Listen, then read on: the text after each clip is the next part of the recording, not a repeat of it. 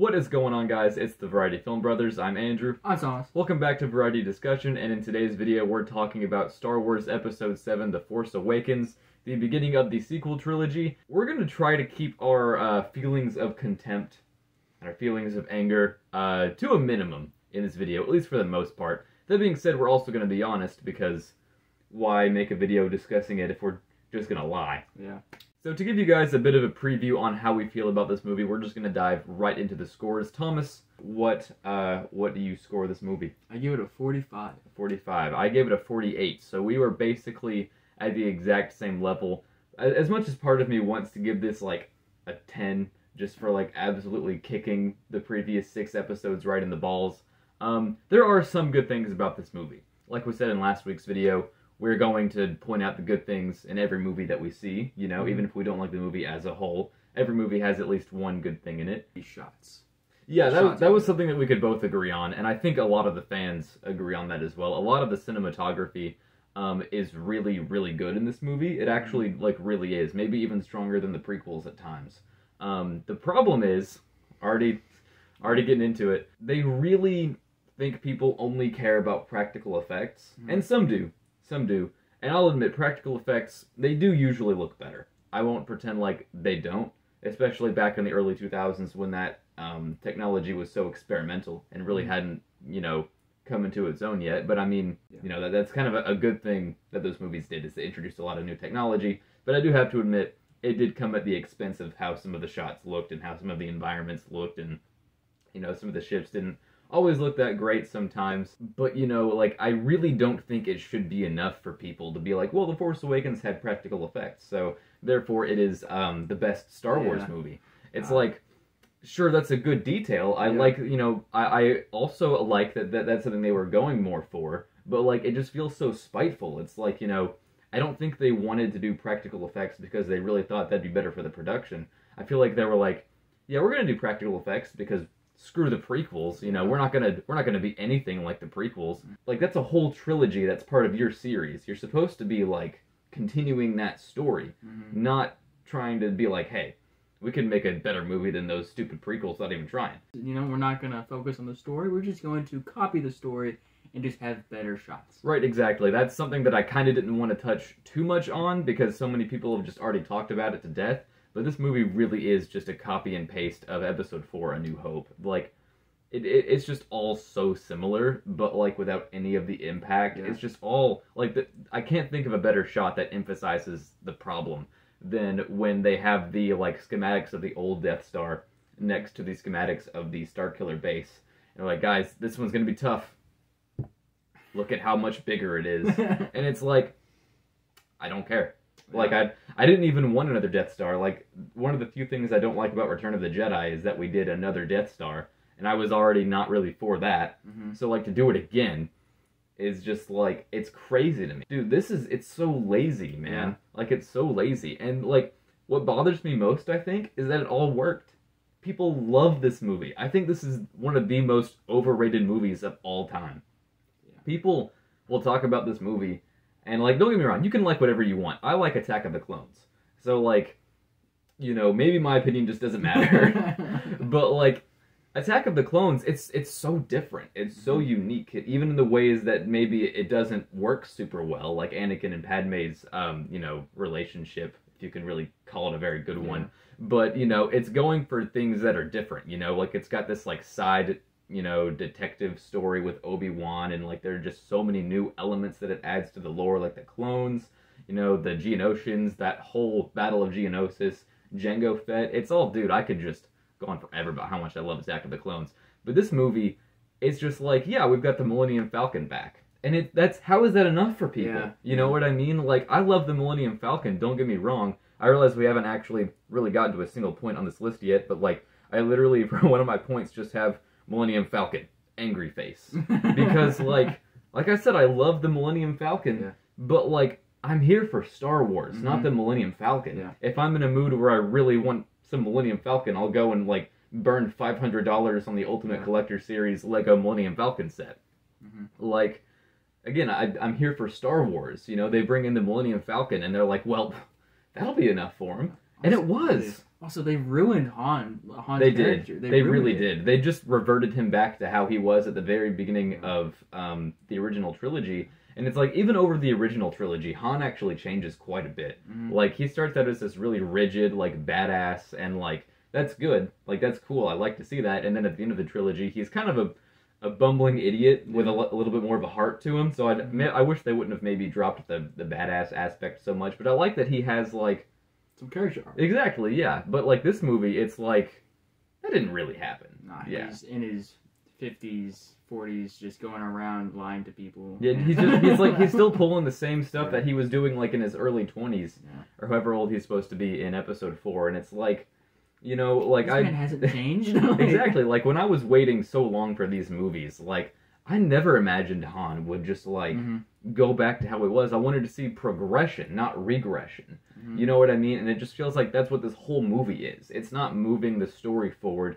It's not moving the characters forward. It's trying to bring it back to whatever works. Yeah. And again, what bothers me is that it did work for people. This movie made so much money, and I mean, I'm good with that. I want Star Wars to be profitable. But, like, I don't want audiences to just, like, take it so easy, you know what I mean? Like, you've got back the Millennium Falcon, and we'll get to the problems I have with Rey piloting that so well in just a little bit. Yeah. You know, we've got the Millennium Falcon back, we've got the X-Wings back, we've got TIE Fighters back, we've got the Death Star back. It just all has a slightly different coat of paint, except for the Millennium Falcon, you know? And it's enough for people. And I don't get it. Like, the prequels have some of the best ship designs in all of Star Wars because they were going for nothing like the originals. There's a bit of a through line with some of them, but it's not just a copy-paste, slight repaint. It's, like, totally different, you know? Yeah. And you've got, like, you've got the Republic gunships, the Naboo starfighters, you've got all the Separatist vehicles, which are just so different, really, from anything.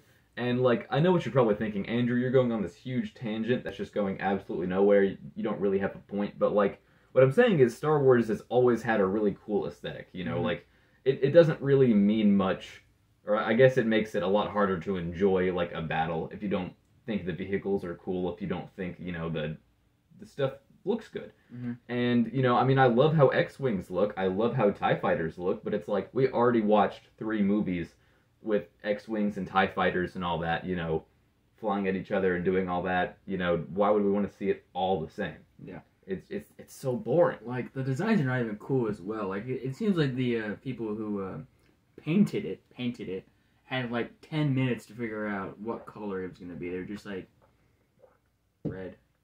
Yeah, like, that's exactly what the new TIE Fighters are. It's like, how can we make a TIE Fighter look edgy? Add some red to it. It sucks, dude. It sucks. So bad. You know what? We've complained about that enough. Let's get on to the actual story. Whatever we can possibly hope to find there. So it starts literally from the get-go copying A New Hope. Like, all the scenes with Kylo are just such Vader ripoffs. Yeah. It's so sad. Like, we even have him, like, walk into the shot with stormtroopers, you know, surrounding him, and it's like, you know, I think I might have seen this somewhere before.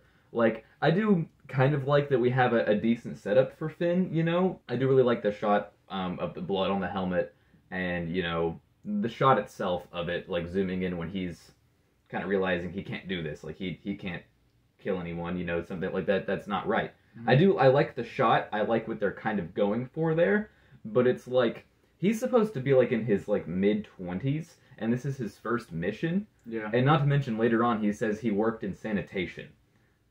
What do they do in the First Order, guys? Like, if he was a janitor, then, like, dude, what's going on? Explain some of this a little bit more to me, please. I'm lost. You would think that, like, they would train to be, like, 13, and then maybe 18 go... Right, like, you might get your first mission from around, like, 16 to 18, and in my opinion, the younger you make them go out and fight, the worse that makes the First Order look. Like, imagine, you know, like, how it would look if they, like, were shooting out, like, 14-year-olds to go kill... Like, that would be really interesting, but no, they wait till you're the ripe old age of, like, 26. Yeah. Okay, back to what I was saying about the no explanation. Like, we had this huge time jump between episode 6 and episode 7, and it feels like we've missed, like, 2 whole trilogies within that time. And it's like, but it doesn't have the effect that I think they wanted it to have. I think they wanted it to have the effect of, like, we're just thrust in the middle of this battle, we don't know what's going on, so we're just, like, super like super hyped and super into it, but now I'm just asking questions, dude, because the opening crawl didn't help at all. It just says Luke Skywalker has vanished and now the First Order has risen from the ashes of the Empire, and I'm like, okay, so the movie hasn't even started yet, and you're already telling me that, like, the events of the last 6 movies don't even matter. Like, all the sacrifices, all of the hard work to bring down the Empire, and you're not even going to show how, like, you know, like what really happened with that. Like, if it's going to rise up, like, I get it, you know, the Empire wasn't, you know, done right after Episode 6. I think you could have done a little more with that, but I don't think it's really interesting at all to have basically just the Empire 2.0 be your new villains again. I think they should have taken it a completely different direction. You know how sick I am of stormtroopers? Like, I love stormtroopers, dude. I freaking love them. But, like, I don't want to see a stormtrooper in every Star Wars movie. Like, people now think that, like, you have to have stormtroopers and TIE fighters in a Star Wars movie or it's not a Star Wars movie.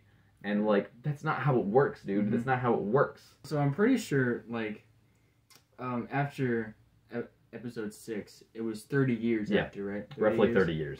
How? But no, they'd lost in 30 years. See, it's really interesting because, like, they didn't explain in the sequels how the New Republic lost. They didn't explain any of that. So it's really interesting now they're having to, like, explain that in The Mandalorian, and, like, their excuse is, oh, they were just stupid. Yeah. And it's like, okay, I guess I like that we're getting some kind of explanation, but, like, when the explanation is, oh, the good guys are just all really dumb, like, it doesn't really make these movies that much better. And, like, I think a lot of people think that the sequels will be made better once they're fully, like, once they're better explained.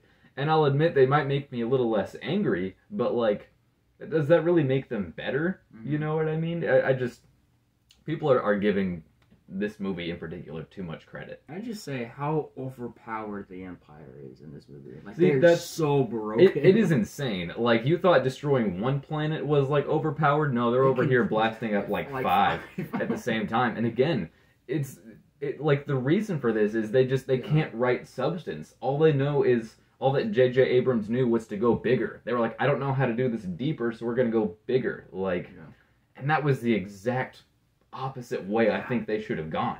You know what I mean? If anything, I would have liked for the sequels to be smaller and more personal. Like, really dealing with, like, because it is a series. Like, I think this was in one of the Wired interviews.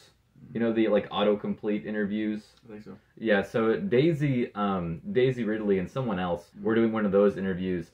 And there's something that I'm pretty sure Daisy says, and this is nothing against Daisy, but she was like, you know, I don't know why everyone thinks that, you know, the things in our movies have to be established in something that's come before.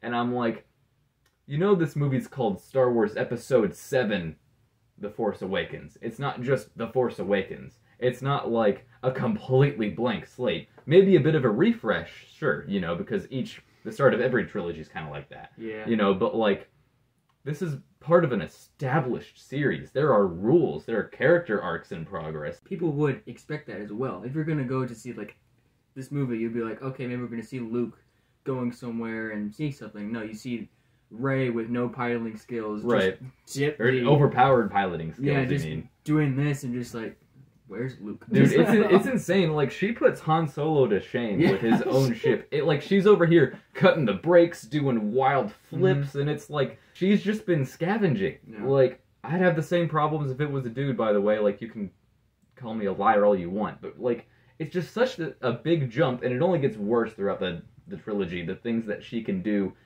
despite having no experience in said thing. Like, she is a master class pilot, and she kicks Kylo Ren's ass. Yeah. Dude, she destroys him. She slices him across the face, which, by the way, should have killed him. Like, dude, it looks like maybe he, like that you could have done that with scissors or something. Or like you ran into a thorn bush. Yeah, like, oh my god, dude, the choreography, we'll go on and jump into that. Ooh, all of the lightsaber choreography is terrible, dude. Like, I mean, it could be worse, but I think it tried to do what the originals did, which was keep it simple.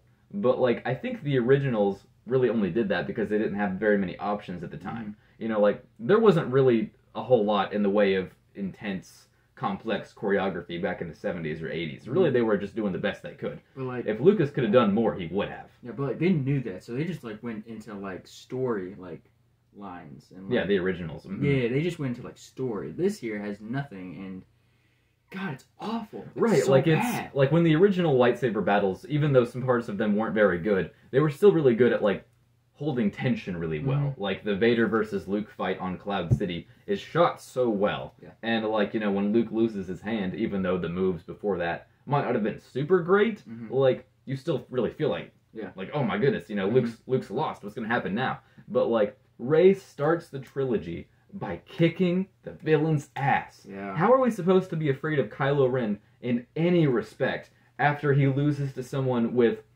not even a 100th of his training? You know what I mean? Like, say Kylo trained for 20 years, Rey trained for 0 years. Dude. So, like... He got beat by a scavenger. Yeah. Oh my God. Dude. Snoke was just doing absolutely nothing. For to real, train him. like, this is the equivalent of if Anakin had landed his, like, back in Phantom Menace, if Anakin had landed back on Naboo and then had run into the fight with Qui-Gon and Obi-Wan and just used the Force to take Qui-Gon's lightsaber and killed Maul himself. Like, that's basically the equivalent of what's happening here. Like, even down to the backstory. They gave Rey the exact backstory that Luke and Anakin have with the addition of the scavenger thing. So it's not, like, exactly the same. But I swear to God, if we have another trilogy where we have the main character grow up on a sand planet, like... I don't care if it's not Tatooine. It's the same. It is the same. You could tell me it was Tatooine and I believe you. Like, it looks the exact same. No one's interesting in this movie. Nobody, not even Kylo. Like, this movie really relies a lot on mystery. Like, J.J. Abrams, when writing this movie, it's been heavily documented that he did not know where most of this stuff was going to go.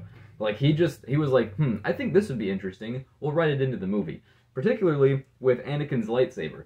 I hate that Anakin's lightsaber is in this movie. Yes, dude, that's terrible. I hate it. That's Like, awful. I legitimately, like, I try to save the word God. hate. I try to not use that very often because it's, like, super overblown. But, like, I really don't like that Anakin's lightsaber in this movie. And with no explanation. Yeah. Like, literally, Han's like, how did you get that? And she's like, that's a good question.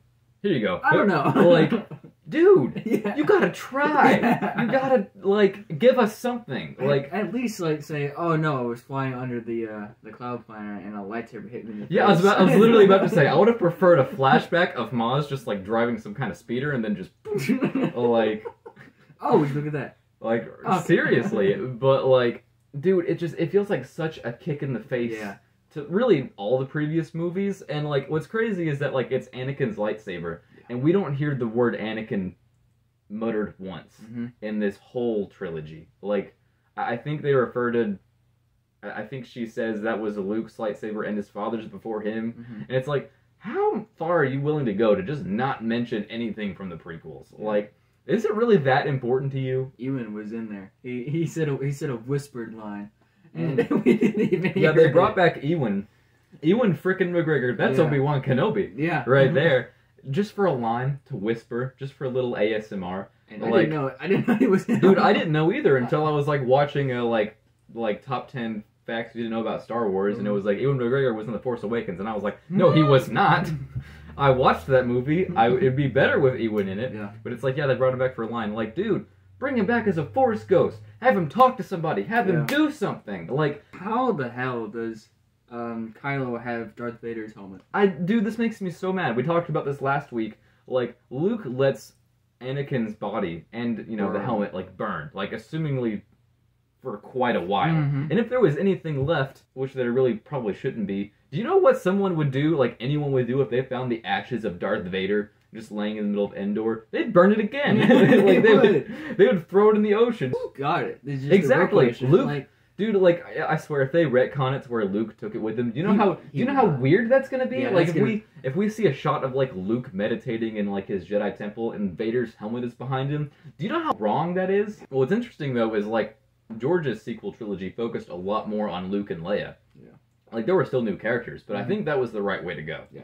I really do. There was still a lot more story with Luke and Leia to tell. And I think that's what everyone was really waiting for.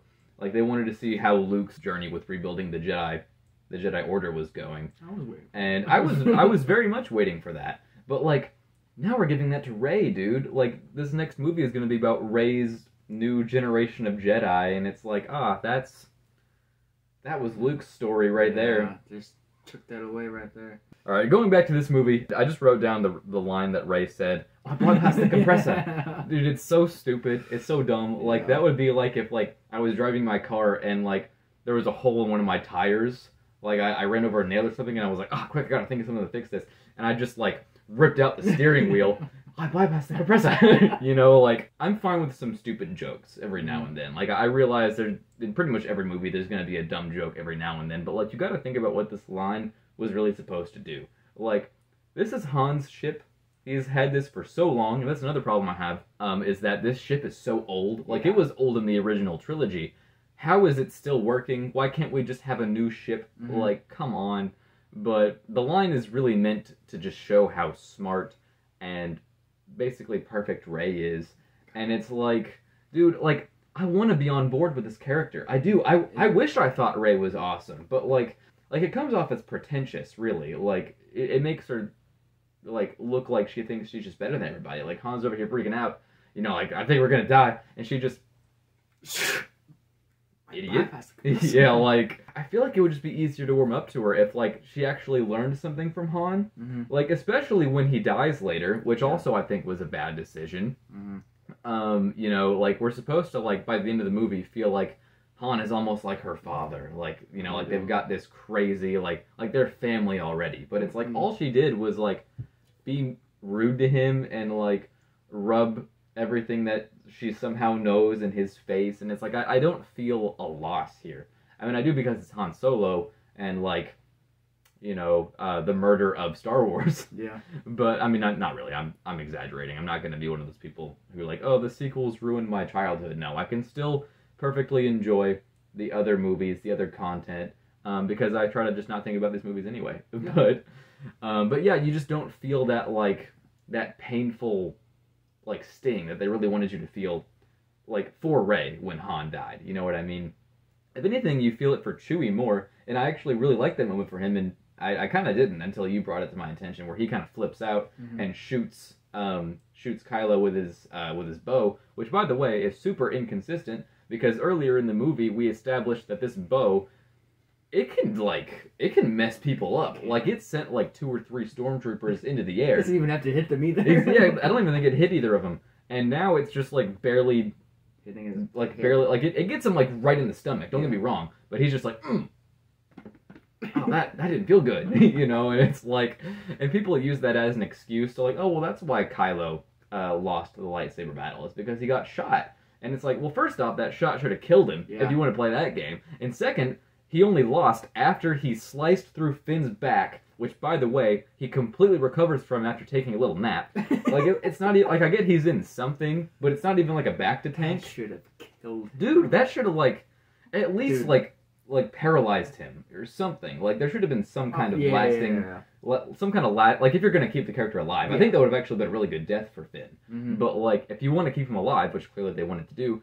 Dude, like, have him in a wheelchair or something like that. Like, he just walked out of a lightsaber fight, and I would say unscathed, but he actually has a giant scar down his back. I mean, not that we ever get to see it, but, like, I'm assuming he does, right? I mean, you would think, but I don't know. I mean, these are Disney lightsabers. They probably heal like he just got scratched by a butter knife. You know, it's so sad, dude. Like, your spine should be gone. Like, I mean, gone. If not, cut in half. It should be, like... melted, fused together with your muscle tissue. It should be a really gross sight, which would have been really cool. Like, imagine if they did that practically. Like, we actually, like, got a shot of, like Finn's back after that, and it was, like, steaming and, like, you know, just disgusting. That is a minor thing that I like about the fight, though, is I like whenever the lightsaber touches the snow, that it, like, creates this kind of steam effect. I will admit, I think that's cool. Like I said, I'll point out things that I like when I see them. There just aren't very many of those things in this movie. Imagine telling Obi-Wan, like, 50 years later, but hey, like, you know Maul, how you, like, cut him so easily? Yeah, that doesn't happen anymore. No, you can't dismember people with lightsabers. Like, that's not even possible. Nope. You know, rewind to Jango getting his head cut off. You know, and Grievous losing all of his limbs, Anakin losing all of his limbs. You know, Darth Maul losing his penis. You know, it's just like, dude, it makes it so much less interesting. And the Obi-Wan Kenobi show struggled with this as well.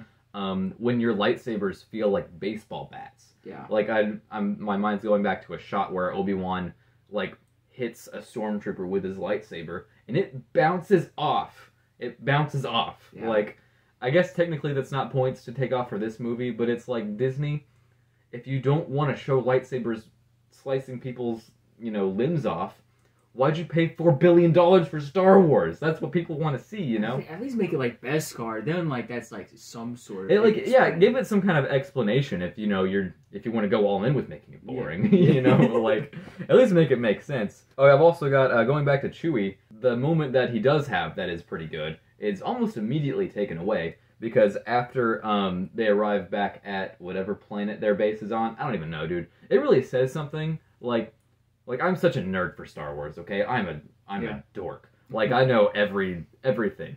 And I don't know what planet this base is on. I don't know. I couldn't tell you. They'd probably name it, but, like, I don't even care. I don't even care is the thing. Forgettable name. But, like, I mean, they're all forgettable if you don't care, but, like, but, like, so they get back to the planet that the Rebel base is on. Chewie just walks off. He walks out, like, from one side of the frame to the other, something like that, and he's just sad. He's just sitting there. He's got his head down, like he is defeated, and Leia does not give a crap. Leia lets it happen. Like they basically bump shoulders while he goes on his way out, and Leia's just like, yeah, pussy, come here, Rey, you need a hug, and it's dude, that was like his best friend. Yeah. It's all about Rey. I'm pretty sure they were more excited or more happy to see R2-D2 than they were like, oh, Chewie, you're alive. Oh, yeah. Oh, wow. I don't care. Oh, yeah, like it plays this, like, fantastic musical cue when they rip the sheet off of R2-D2. And it's like, guys, look, we brought him back. Chewie's gonna kill himself. Like, somebody get help for Chewbacca. Yeah. And R2 plays a very minimal role, which isn't even good, because he has the last piece of the map to Luke Skywalker. And I want to talk about this for a second, because, like, the thought process behind it is so stupid. So they've got this whole map, right? Uh-huh. They've got this whole map, and all they need is this little piece from R2. And it's like, dude, this is such a small piece of the map.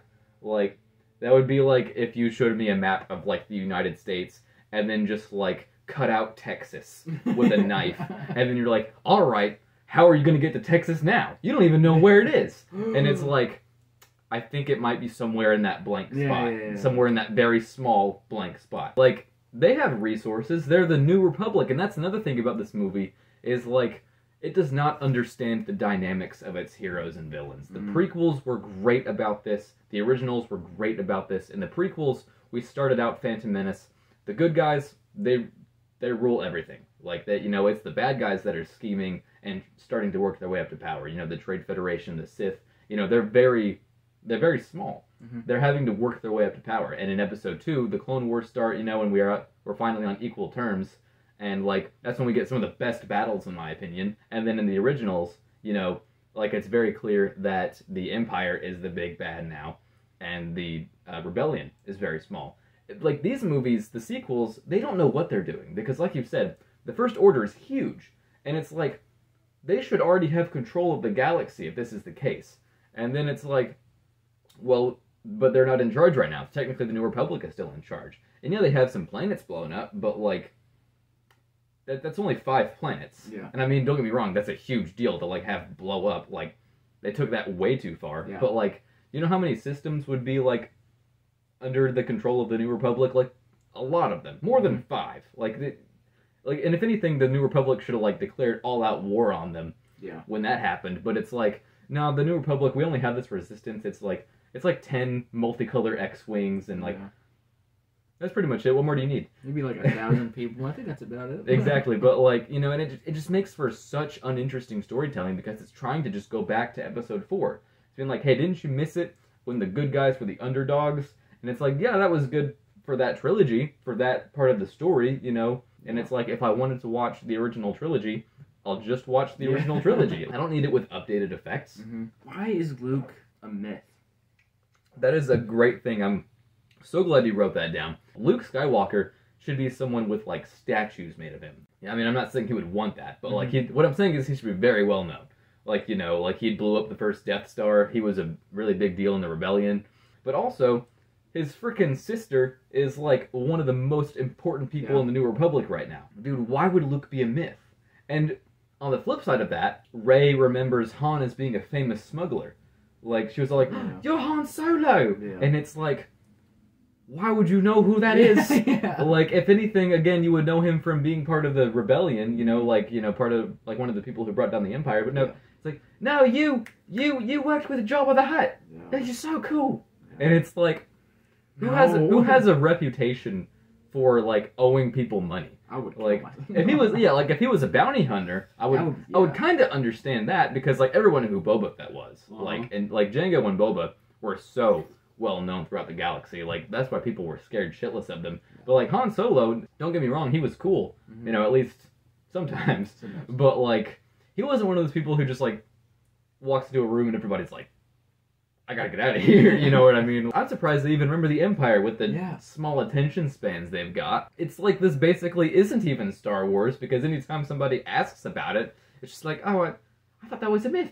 I thought that was a little story, like, dude, they had such a bad mindset with this. First off, they didn't even plan this trilogy out, and that's, like, another thing. Like, there's some people who argue, oh, well, the sequel trilogy works well within itself, and I'm like, first off, that's a terrible argument. Yeah. If you're like, oh, 7, 8, and 9 work well, when you don't even consider 1 through 6, and I'm like, your argument is kind of slapping itself in the face there, but okay. But I don't even agree with that. I think each of these movies doesn't even work well with each other. Yeah. Again, people were willing to give it a pass, and I don't understand that. People are all like, well, they captured the original Star Wars feeling.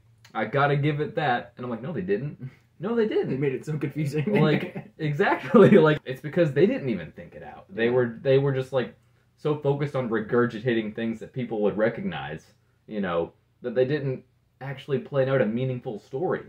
So here's why this title is called The Force Awakens. People are all like, well, Rey won this fight because the Force awakened inside of her. And I'm like, first off, that sounds so weird. Yeah. But, like, second, like, the Force is something you still have to learn. It's still something, like, it exists whether or not someone learns how to use it, sure. But, like, Rey shouldn't be able to just focus her eyes. She shouldn't be able to just close her eyes for, like, 30 seconds in the fight and just focus. Like, first off, Kylo, why are you giving this time to her? Like, kill her. Do anything. And, like, dude, how boring is that? Like, I get Luke had a similar moment. Like when he closes his eyes and decides to turn off his computer and shoot the Death Star. But, like, there wasn't this imminent danger, like, right in front of him. You know what I mean?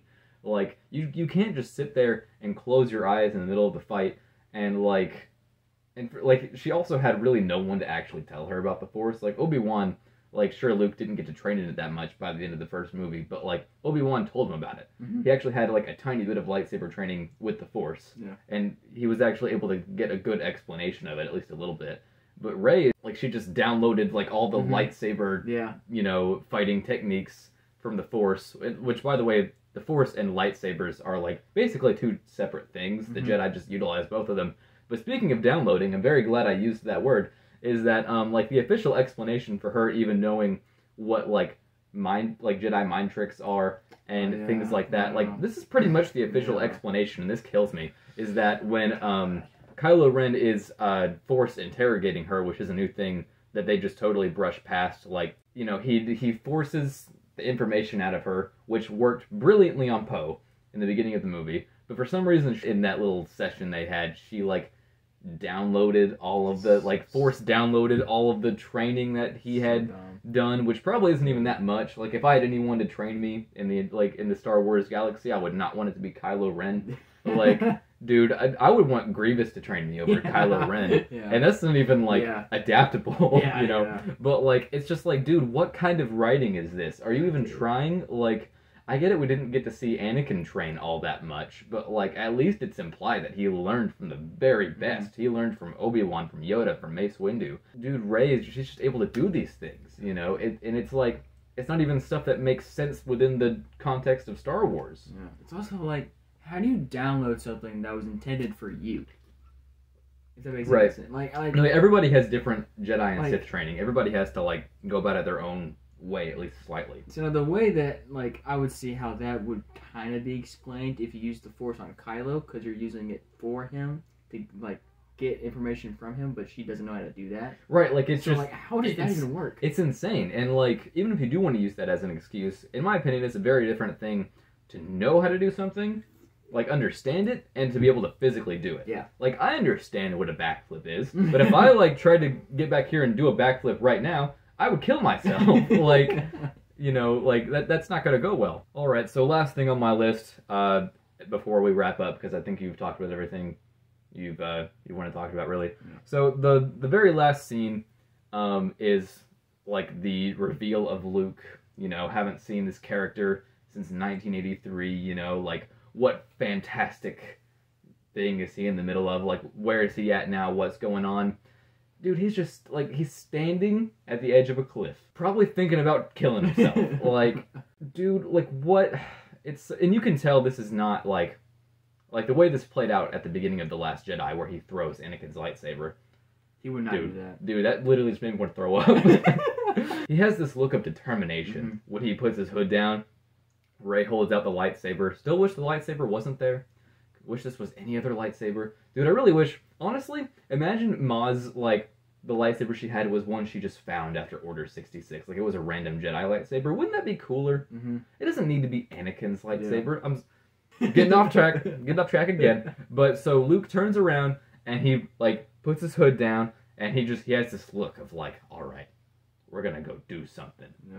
Don't get me wrong, I was still way too mad at this movie by this point to really care what that thing is that they're about to do, but it causes such a clash with, like, the beginning, because, like, if you watch these back to back, which you are obviously supposed to do, The Last Jedi takes place immediately after this. It just doesn't age well, you know, like, it's already bad, and then when you consider it in the context of its sequels, you know, as part of the whole trilogy and the whole saga, it falls apart even more. Yeah. And really, I had to say that for this whole movie, you know, because, like, people, when they first saw it, they were like, wow, this was so good. There was so much action in this. It was nothing like the prequels. And it's like, yeah, of course it wasn't. George actually thought those out. Yeah. You know, like, those actually had good choreography. And, you know, like, even if the dialogue wasn't always that good, the characters themselves were interesting. You know what I mean? Like, dude, Qui-Gon Jinn is so much more interesting than any of these people. Oh, yeah. Darth Maul, you know, Obi-Wan, Count Dooku. These characters from the prequels and originals, they have so many layers. And people are all like, well, Rey has an arc. She finds out who she is when she declares herself a Skywalker.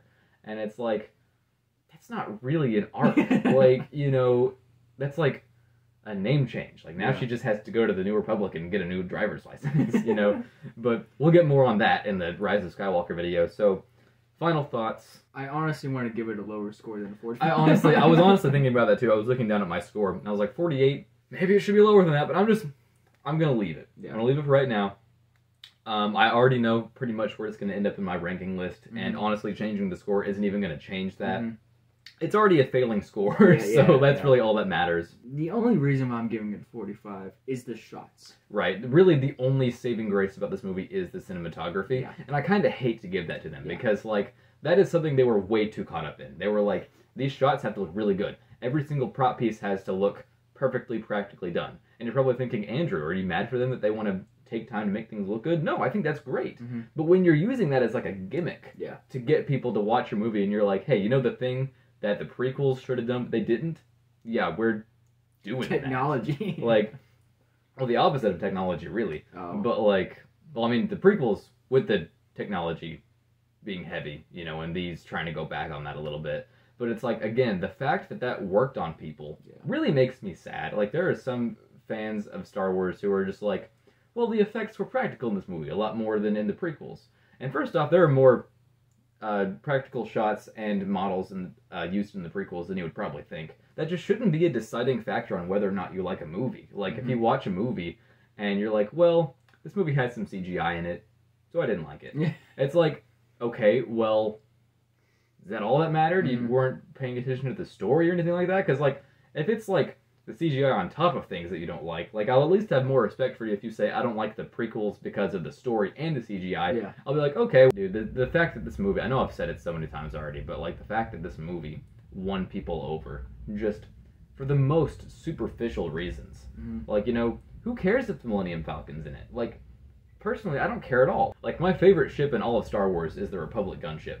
If that had been in this movie, that wouldn't make me like it anymore. It's just a ship. Yeah. You know what I mean? Like, yeah, I think it looks really cool. Yeah, I have nostalgia for it, but it's like, that's not enough. You know, give me substance, not just a ship. Mm-hmm. Like, if I spent money on this movie, I would want a refund. You know, and I understand. Everyone has different priorities when watching a movie. Some people just want to go in and they just want to be entertained. And that's fine.